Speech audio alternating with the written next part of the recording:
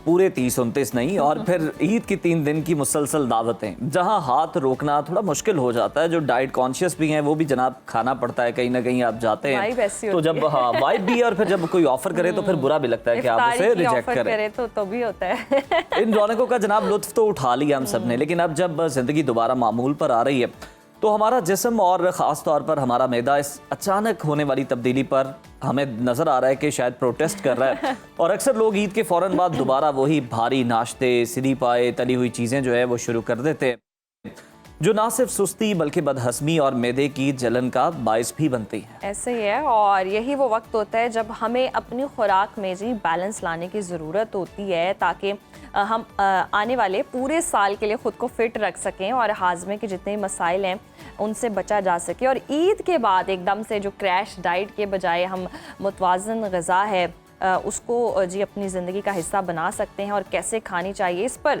रहनुमाई के लिए दुबई से खुसूसी तौर पर हमारे साथ वीडियो लिंक के ज़रिए मौजूद हैं मशहूर ज़ाहिर नाज़िया बारी साहिबा। नाज़िया साहिबा, बहुत शुक्रिया आपके वक्त का। वेलकम टू सुनो पाकिस्तान। और जिस तरह से हम डिस्कस भी कर रहे हैं कि रमज़ान के 30 रोज़े हमने जी बहुत एहतमाम किया, इतने खाने खाए हैं। अब ईद के बाद, ईद पे भी हमने चलो चीट डेज़ मना लिए, सेलिब्रेट कर लिया, उसके बाद अब अपनी वो जो हम बैक टू वर्क तो आ गए हैं, खाने की बैक टू रूटीन कैसे बैलेंस की जा सकती है? अच्छा, पहली बात तो ये कि जो ड्यूरिंग रमजान ना हमारी बॉडी अडॉप्ट करती है एक मेटाबॉलिक शिफ्ट को, एक स्ट्रक्चर्ड पैटर्न को, ठीक है, ईटिंग आवर्स को। तो एकदम से आप अपनी बॉडी को जंप नहीं दे सकते। आपने अपनी बॉडी को क्या कहते हैं ओवरलोड नहीं करना, एक्सर्ट नहीं करना। It should be a smooth transition, right?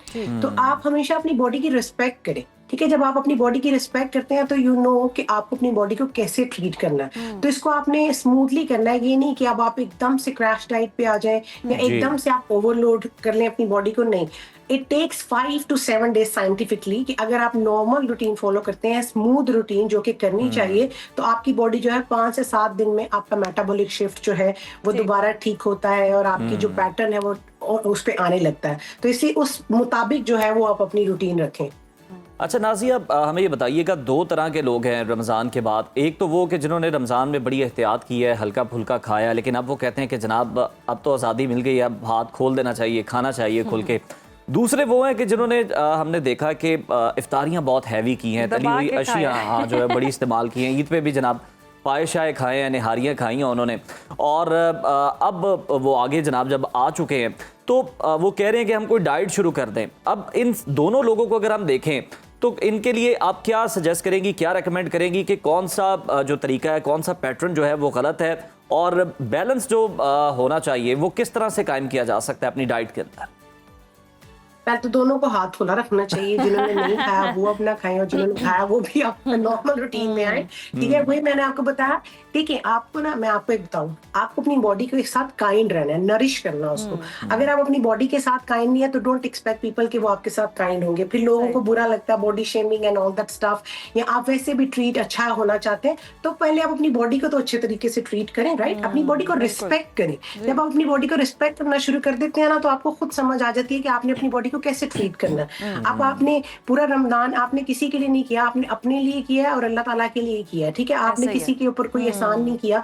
वो इतना खूबसूरत महीना है जिसमें आपकी बॉडी डिटॉक्स हो गई है पूरे 30 डेज, अगर आपने प्रॉपरली उसको फॉलो किया है। लेकिन अगर आपने वही हैवी इफ्तार खाया तो it's okay, no regret on that, no offence. लेकिन अब आप उस तरीके को प्रॉपर तरीके से लेके चलें। और जो पहला स्टेप आप पूछ रहे हैं, it is always your mindset. आप अपना माइंडसेट लेके आए और अपनी कंसिस्टेंसी लेके आए।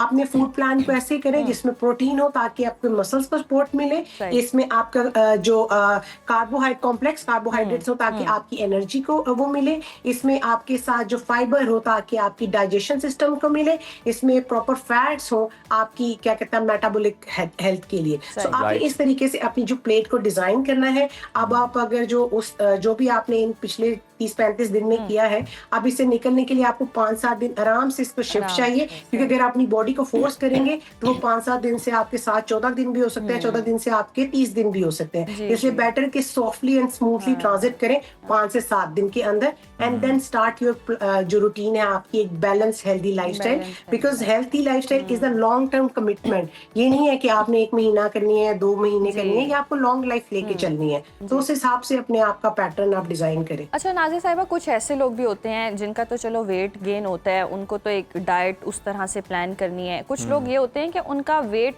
वो जो है वो बहुत कम हो जाता है। 30 रोज़े जो भी रखे हो रमज़ान में, जिस तरह से वो खा रहे होते हैं, या कुछ लोगों का खाने कोई दिल नहीं करता, सहरी के टाइम भी उस तरह से खाना नहीं खा पाते हैं, इफ्तारी में भी नहीं खा पाते हैं, उनका वेट कम हो जाता है। वेट गेन करने के लिए अब ईद के बाद क्या रूटीन होनी चाहिए? नाश्ते में ऐसा क्या खाएं, डिनर में ऐसा क्या खाएं, लंच में क्या खाएं कि उनका साथ साथ वेट भी थोड़ा सा गेन हो? अच्छा, उसके लिए ये है कि सबसे पहले आपको मेडिटेशन करनी है, क्योंकि इसमें अक्सर ये होता है कि आपकी बॉडी जब स्ट्रेस में जाती है, कुछ लोगों का स्ट्रेस में वेट बढ़ जाता है। अच्छा। और कुछ लोगों का स्ट्रेस में वेट जो बहुत ज्यादा कम हो जाता है। तो आपको मेडिटेशन बहुत जरूरी होती है, स्पेशली उन लोगों के लिए जो अंडर वेट जा रहे होते हैं। वो सुबह उठ के मेडिटेशन करें ताकि उनके कोर्टिसोल लेवल स्टेबल हो। उसके बाद उनकी बॉडी जो है वो हेल्दी ट्रांजिट में जाए। उसके बाद आप लोग तो अपनी एंजॉय करें अपनी जिंदगी, खजूरें खाएं, मिल्क शेक पिए, पराठे खाएं, तो ये अनहेल्दी चीजें ना खाएं, बट हेल्दी फूड स्टफ लें। वो कभी ना खाएं कि फ्राइज खा रहे हैं या बर्गर खा रहे हैं। No, healthy food is always welcome in a balance way, उन लोगों के लिए भी और उन लोगों के लिए भी जो लूज करना चाह रहे हैं और जो गेन करना चाह रहे हैं। सही, जबरदस्त। अच्छा नाज़िया, जिस तरह से आप भी कह रही हैं कि 30 या 33 दिन जो हैं, उसके बाद जब आप दूसरी रूटीन पर आते हैं तो आपकी बॉडी जो है, आपकी बॉडी को 7 दिन आप कह रही हैं, 15 दिन भी हो सकते हैं, किस तरह से रिबूट हो रही होती है? कौन कौन से चेंजेस जो हैं वो हो रहे होते हैं, और किस तरह से जो रूटीन है या जो फिर आप फूड जो है उसको चेंज करते हैं तो आपकी बॉडी उसे एक्सेप्ट करती है, नहीं करती है? ये ज़रा तरीक़ेकार भी समझाइए। देखिए, आप खुद सोचें कि अगर एक चीज की आपकी एक बैलेंस और डिसिप्लिन बहुत जरूरी है। अब आप एक प्लेट में इतना खा रहे हैं, आप सडनली जो ईद गुजरती है उस प्लेट में आप इतना भर देंगे तो प्लेट बाहर ही गिरेगी आपकी ना। आप पेट्रोल गाड़ी में भर रहे हैं और पेट्रोल बाहर गिर रहा है गाड़ी से, गाड़ी चल नहीं रही है। तो ये आपको भी समझ आती है कि आपने कितना खाना है। और सबसे बड़ी बात है कि आपको डेली 30 मिनट्स जो है वॉक करनी है। जब आपकी बॉडी का ब्लड सर्कुलेट करता है तो आपकी बॉडी आधे से ज्यादा जो है रिकवरी में जाती है। तो ये जो ब्लड सर्कुलेशन है ना की बॉडी का, it's very important in your life. लोगों को लगता है कि खा लिया, डाइट कर लिया, diet is 70%, 80% and rest of your ये जो एक्सरसाइज या वॉक वगैरह है। तो इसलिए आप हमेशा जब भी खाते हैं तो आप इसका रूटीन का ख्याल रखें कि आप डिसिप्लिन के साथ खाएं, सेम टाइम पे आप फूड लें और एक प्रॉपर मील प्लान लें। ये ना लें कि आप जैसे कुछ लोग करते हैं, मैंने उनको देखा है, अब जैसे लेट्स सपोज कि उन्होंने हमने जी खाना नहीं खाना, हम मिल्क शेक पी लेते हैं। अब वो मिल्क शेक में क्या डल रहा है? मिल्क शेक में अगर एवोकाडो और मिल्क डल रहा है तो I can think about that, लेकिन उसमें खजूरें भी डल रही हैं, उसमें नट्स भी डल रहे हैं, उसमें दूध भी डल रहा है, उसमें शुगर भी डल रही है। अब ये जो 6-7 चीजें हैं ये आपके 2 दिन के स्नैक्स बनते हैं, राइट? ये आपका 2 दिन का स्नैक्स बन गया जो आप एक मील में ले रहे हैं, पर कहने को आपने सिर्फ मिल्क शेक पिया। सो ये हमेशा ज्यादा चीजें नहीं खानी चाहिए। और less is all less sometime better होता है, जाके क्वांटिटी भी हर टाइम बेटर नहीं होती। और क्वालिटी चीज खानी चाहिए, क्वांटिटी के हिसाब से नहीं खानी चाहिए आपको चीज। अच्छा नाज़िया साहिबा, कुछ लोगों को डिहाइड्रेशन भी बहुत ज़्यादा हो जाती है, पानी की कमी हो जाती है, और ये भी शिकायत आती है कि जी पानी पिया भी नहीं जाता। अब रमज़ान में रोज़े रखने के बाद तो बिल्कुल एक रूटीन सेट हो गई होती है, तो दोबारा से मतलब वो अपना जो पानी की जो आपने देखना है कि मिकदार है पूरे दिन में वो पूरी करनी है, लेकिन वो नहीं हो पाती है। तो ऐसी कोई ऑल्टरनेट वेज कि हम कोई फ्रूट्स इस तरह के खा लें कि पानी की कमी पूरी हो जाए, कुछ है इस तरह का? पहली बात तो ये कि जो पानी के लेके बहुत मिसकंसेप्शन है कि हमने जी बहुत पानी पीना है या बहुत कम पानी पीना है। और अगर सारे दिन पानी नहीं पिया तो हम कहते हैं कि अभी हमने पानी पी लेना, सारा जो पूरा दिन नहीं पिया ना वो डिहाइड्रेट होगी। ऐसा कुछ नहीं होता। आपने सिर्फ पानी पीना होता है, थोड़ी थोड़ी क्वांटिटी में सारे दिन में पानी पीना होता है। कि आप ये नहीं है कि आप एक ही टाइम पे बैठ के 1 लीटर पी लें। 2 से 3 लीटर आप अगर आपकी बॉडी के वेट के मुताबिक, आपकी बॉडी की हाइट के मुताबिक, आपकी कंट्री के वेदर के मुताबिक, आपके इन्वायरमेंट और आपकी एक्टिविटी के मुताबिक वाटर जो है आपको अपने मुताबिक पीना चाहिए। ठीक है, अगर आप बहुत ज्यादा भी पीते हैं वो भी आपकी बॉडी के लिए सही नहीं है, और आप बहुत कम भी पीते हैं वो भी आपकी बॉडी के लिए सही नहीं है। और अगर आप पीते हैं और आपसे पिया नहीं जा रहा है तो आप सिप सिप करके पिएं, बहुत से फ्रूट्स ऐसे हैं, बहुत सी वेजिटेबल्स ऐसी हैं, जैसे कि ये कुकम्बर हो गया, वाटरमेलन हो गया, but again the problem is that कि वाटर को तो आप कोई चीज रिप्लेस नहीं कर सकती ना। ये अल्लाह ताला की एक ऐसी चीज है जिसको आप नहीं रिप्लेस कर सकते, और ये 0 कैलोरी चीज है। अब अगर आप सारा दिन वाटरमेलन ही खा लें, बेशक उनमें बहुत थोड़ी कैलोरीज होती है, लेकिन कैलोरीज तो आपके अंदर जा रही है ना, तो आप बेटर आप सिप सिप करके वाटर पीना स्टार्ट करें। उसके पहले आपको हफ्ता जो है ना वो वॉशरूम जाने की बहुत जरूरत पड़ेगी। आपका यूरिन जो है वो जब माइल्ड येलो सा हो जाता है तो that is the healthy one, right, उतना होना चाहिए। लेकिन फिर आहिस्ता आहिस्ता आपकी बॉडी जो है वाटर एब्जॉर्ब करना शुरू कर देती है, तो आपको वॉशरूम इतना जाने की जरूरत नहीं पड़ती जो आपको स्टार्टिंग में, क्योंकि बहुत से लोग मेरे पास आते हैं कहते हैं कि हम पानी तो पी लेते हैं लेकिन वॉशरूम बहुत जाना पड़ता है। It is for few days only, जब तक आपकी बॉडी को इसकी आदत नहीं पड़ती। अच्छा नाज़िया साहिबा, कुछ लोग ये भी समझ रहे होते हैं कि अगर वो कम खाएंगे तो शायद ये ना हो कि वो गिर जाएं, कोई उनमें डेफिशिएंसीज हो जाएं, कोई उनके बाल गिरना शुरू हो जाएं। तो बताइएगा, आप मेल है या फीमेल है, मिनिमम कितनी कैलोरीज का इंटेक भी अगर आप रखें तो आपको कोई प्रॉब्लम नहीं होने वाली है? देखिए मैं आपको बताऊं, ये जो हार्ड एंड फास्ट रूल बनाए हैं ना कि इतनी कैलोरी नहीं चाहिए, इतनी कैलोरी नहीं है, ऐसे कभी भी नहीं होता। आपकी कस्टमाइज होता है आपकी बॉडी के। मेरी बॉडी रिक्वायरमेंट, मेरी एथलेटिक हैबिट्स, मेरी वेट, मेरा height is totally different from you. मेरी बॉडी को डिफरेंट फूड चाहिए, आपकी बॉडी को टोटली डिफरेंट फूड चाहिए। एक जनरल नाज़िया, हम एक जनरल बात कर रहे हैं उसमें। नहीं, मैं आपको यही मिसकॉन्सेप्शन समझाना चाह रही हूँ कि ये मिसकॉन्सेप्ट है कि आप अगर कहते हैं कि आपको इतनी बॉडी का फूड लेना चाहिए, ऐसे नहीं होता। इसीलिए ये गूगल और चैट जीपीटी पे जो रिव्यूज आते हैं, इतनी बॉडी ले लो, लोग उसको देख के काम शुरू कर देते हैं। I myself tell about myself कि मेरे साथ लास्ट 2 months पहले हुआ है कि लास्ट ईयर मैं बहुत ज्यादा ट्रेवल कर रही थी एंड मैं अपनी क्या कहते हैं फूड के ऊपर प्रॉपर जो है फूड नहीं ले सकी।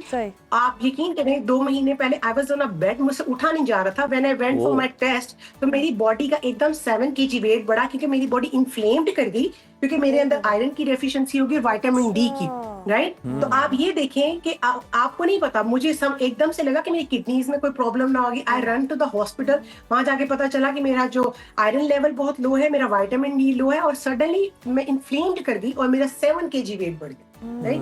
तो आप खुद सोचें कि अब आप कैसे बता सकते हैं, मैं कैलोरीज पूरी ले रही थी लेकिन मैं हेल्दी कैलोरीज नहीं ले रही थी, राइट। नाज़िया, लेकिन बात मुख्तसर यही है कि मतलब लोगों को ये समझाना है कि जो कोई अपना कैलोरी डेफिसिट करना भी चाहते हैं तो उन्हें कोई आइडिया तो हो कि इतनी कैलोरीज भी अगर हम ले लेंगे तो हमारा काम चल जाएगा, इजीली स्मूथली चलेगा, हम अपने सारे टास्क परफॉर्म करेंगे, और मुख्तसर ये कि गिरने नहीं लगे।